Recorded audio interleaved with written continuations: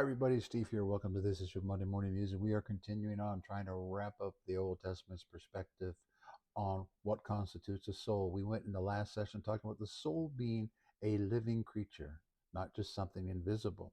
Now, the Old Testament scriptures are full of examples of the mortality of the soul. Not that invisible thing, not not a something that comes out of heaven that can't be destroyed, but as a living creature. The Bible is full of hundreds of references, particularly in the Psalms, about the mortality of the soul. And the scripture, particularly in the Old Testament, speaks of death as something like sleep. Now, I'm not going to get into a big debate about the doctrine of soul sleep versus in that, but the reason the ancient people used the metaphor for sleep, it was a very familiar metaphor. It was the closest thing they uh, could come to describe death, and going down to death was likened to, and Jesus used this kind of metaphorical language too, as being unconscious in death, very similar to being asleep. You are still constituted as a living soul, but you're unconscious. Just like when you're asleep, you're not self aware. You're not moving around. You're not ambulatory. You have been unconscious in sleep. And so this is the uh, referring to the fathers who have fallen asleep. It's the closest thing uh, they had to describe death. Now, notice they didn't say that the fathers turned into ghosts, or that their fathers turned into spirit beings, or that the fathers became, invisible spirit beings. It said they fell asleep in death, and that they're asleep in death until the hope of the resurrection. And the resurrection includes the entire fleshly being. The living creature nephesh is resurrected. In summary, the Old Testament, in the Jewish scriptures, the word soul applies to an entire human being, a human being in his or her entirety, the whole person. Sometimes it even speaks of groups of people as having nefesh, a group of people. They are living creatures en masse as a group. The soul has physical needs. The soul has emotional needs. The soul has spiritual needs. The soul has social needs. The soul has educational needs. The soul has psychological needs. The soul, that is not the way Plato and average Christians think of the soul. Again, if it's indivisible, immovable, perfect, undefiled, immaterial, and eternal, the soul has no needs. That's not the way the Old Testament presented that topic. So I want to wrap it up.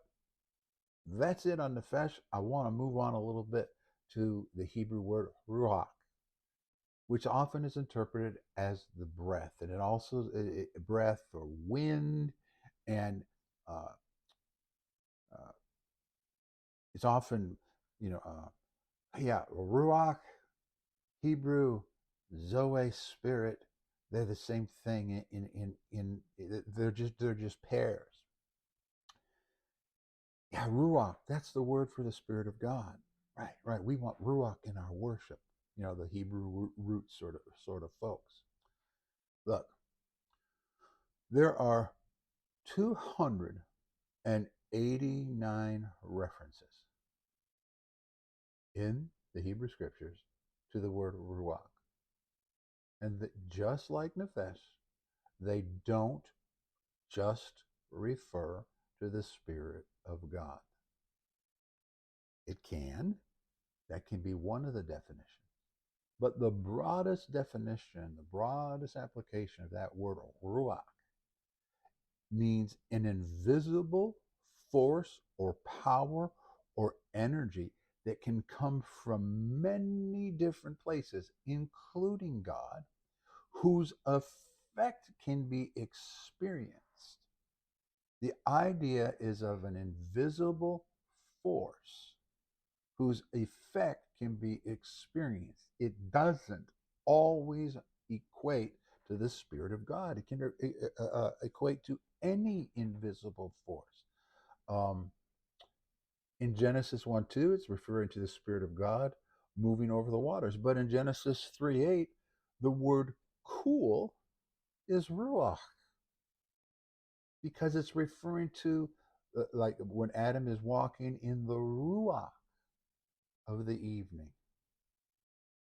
Well, he's referring to the cool of the day. Cool because the wind is blowing. Now, say, well, it was God's Spirit moving. No, it's talking about the weather. But it's also used for God's Spirit because of the influence of invisibility. In Genesis 6:3, ruach refers to something within a human. A human has a ruach, an invisible animating force.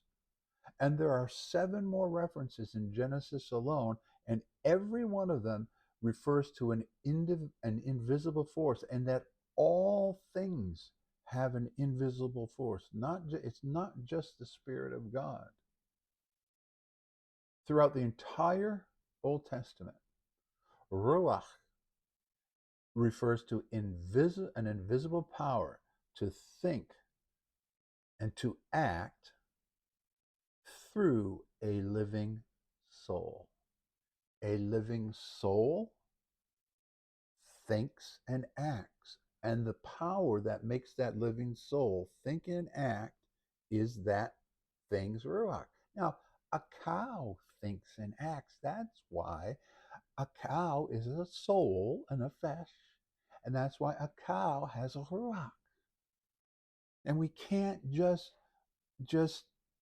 do shallow word studies and just make all these spiritual equivalencies that are not legitimate. It's an ability, a talent, an aptitude, a personality. When the scriptures refer to the descendants of Aaron having ability to make the robes and the things in the tabernacle, that ability is called ruach. An invisible talent is a ruach. So we need to back down some of this rigid, ruach, it's always the Spirit of God, this Spirit of God, this Spirit of God. It can be, but can also be any invisible power functioning in a soul, in a nefesh. And I'll see you next time.